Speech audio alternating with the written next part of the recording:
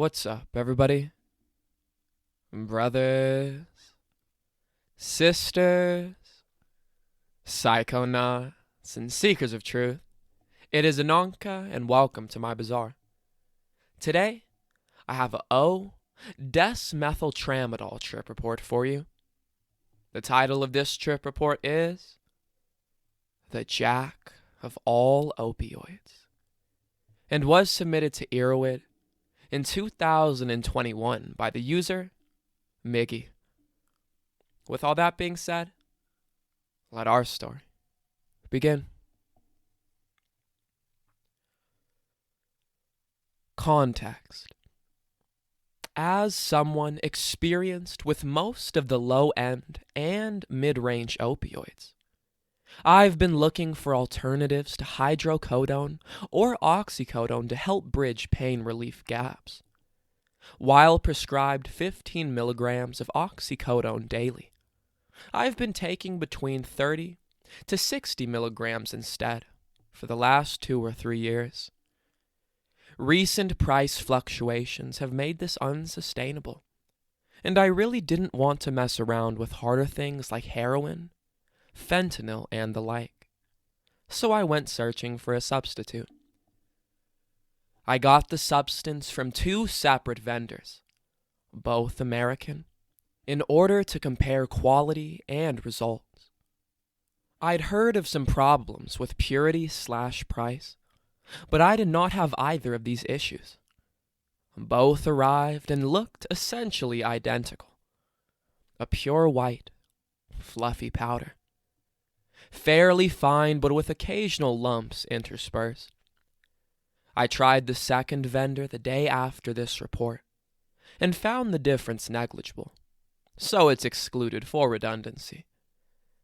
I started at a threshold dose to ensure safety, then took the regular dose, with a boost several hours later. All of this was taken in my home on an empty stomach. Trip report. I ingest approximately 10 milligrams orally via capsule. 45 minutes in. Slight sedative effects. Mild physical euphoria. Minimal cognitive euphoria or pain relief. Can immediately confirm it isn't anything like its cousin tramadol, which I don't like much. At this point, I take a second, larger dose, around 50 milligrams, same method as previous. 70 minutes in. Effects limited, but becoming more pronounced. Begins to resemble the body high of hydrocodone, without the cognitive euphoria, and already feels more mentally stimulating.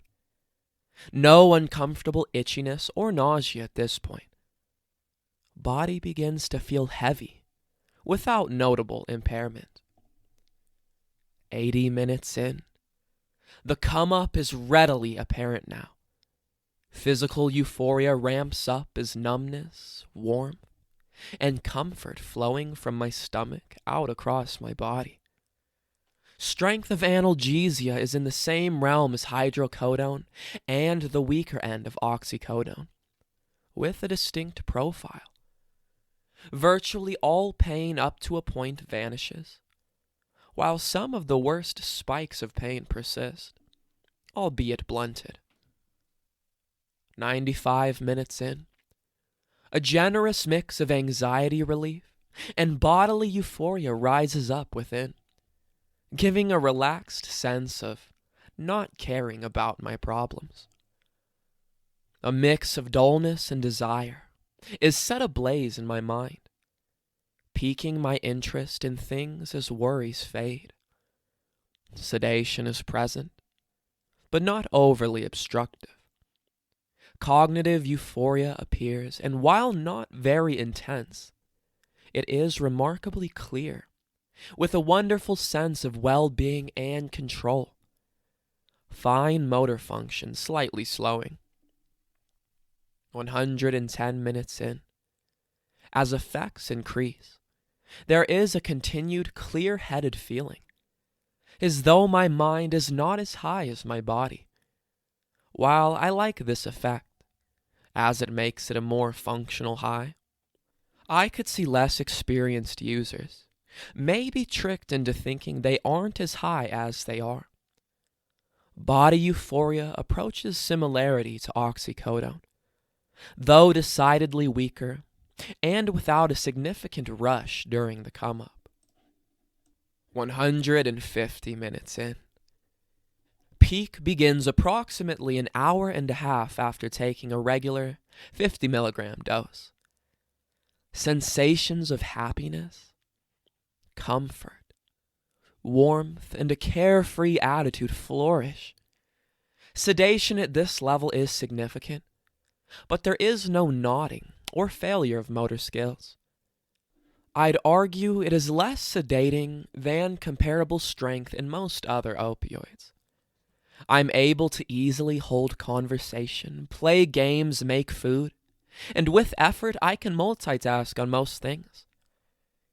The internal headspace here is familiar to other opioids, but unique. Not quite as calm and stoned as hydros, nor as joyful as oxy, and thankfully not as stimulating as tramadol. But you can feel a bit of all of that. 220 minutes in. Effects plateau for a surprisingly long time. I expected a drop-off for a while, but it still feels almost identical to the peak. As time progresses, certain minor side effects have appeared. Itchiness, mild nausea, and accompanied appetite suppression. I also noticed that while overall anxiety is decreased, annoyance occasionally pops up at minor inconveniences. This both appears and disappears rapidly, though I imagine annoying situations or higher doses would probably exacerbate this as well. 300 minutes in. I am thoroughly surprised that the effects remain this pronounced for so long. I'd read some previous, conflicting reports, some arguing it wasn't particularly long-lasting, while others countered that it had good legs. But this exceeded all my expectations for consistency. I have almost no compulsion to redose, despite almost always feeling it by this point in most other opioids, barring extended release. There does not even appear to be a creep or desire to redose at this point, although this may be partially related to the delusion of sobriety that this brings on. 360 minutes in. Effects noticeably wane.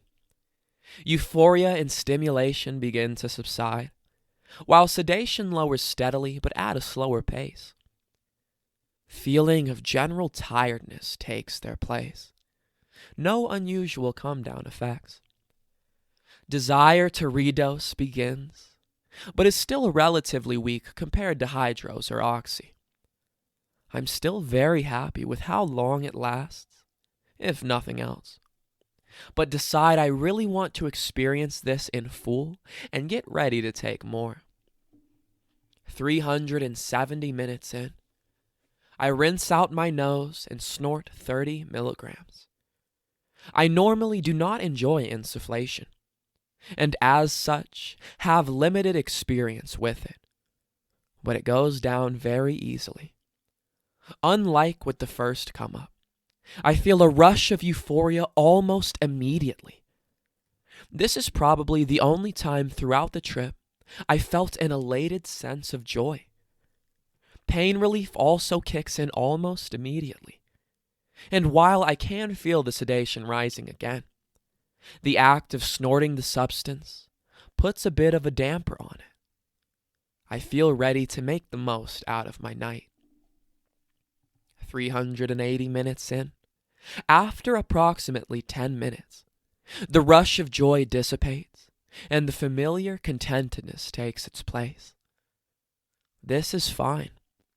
as that initial rush also causes a surge to my emotional well-being long after the physical pleasure wears off. I feel confident, happy, and comfortable. 460 minutes in, a wave of exhaustion hits me all at once. For the first time, I start nodding. I think more due to the late hour than anything else. As I begin to phase in and out of sleep, trying to get up the gumption to head off to bed, I keep seeing indistinct geometrical images, especially right after opening my eyes. I don't normally get so high that I nod off, so I'm not sure if that's unique to this drug or just something that routinely happens. Either way, I finally force myself to get some sleep and am out within seconds of hitting my pillow. Next morning, I had a very deep and intense sleep, finding it difficult to get myself up. However, once I finally pulled myself out of bed, I noticed I didn't feel my usual wake-up cravings and still just felt very relaxed. I decide I'm going to try to replicate my results today using the other vendor's bag. I repeat the process and experience very similar results. Conclusion: I think O-DSMT is a jack of all trades within the opioid class. It is significantly pain relieving and euphoric, but not as much as oxycodone and potentially hydrocodone. It's stimulating, but not overly so, just enough to either aid in functional use or limit its potential to completely shut off your mind. The one thing it does excel at is providing a very consistent, long-lasting experience. For the folks who say this doesn't have legs, I really don't know where they're getting that from. While I enjoy this drug immensely, I can see it being divisive.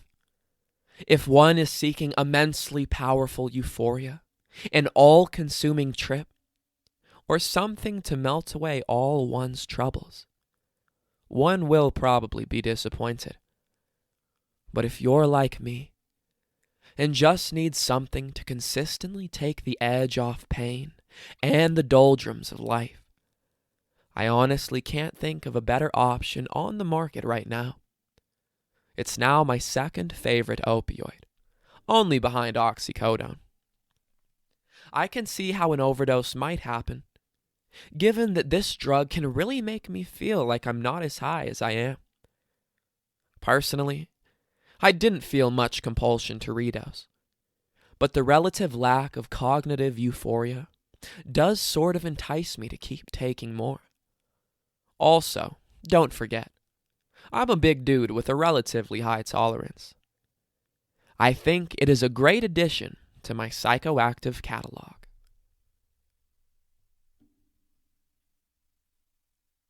Alright, everybody. That is the end of our story. If you enjoyed it, don't forget to like, share, subscribe. Share with us your O-DSMT experiences down in the comments. Check out the other playlists on my channel. And I will see you in the next one, fam. Deuces.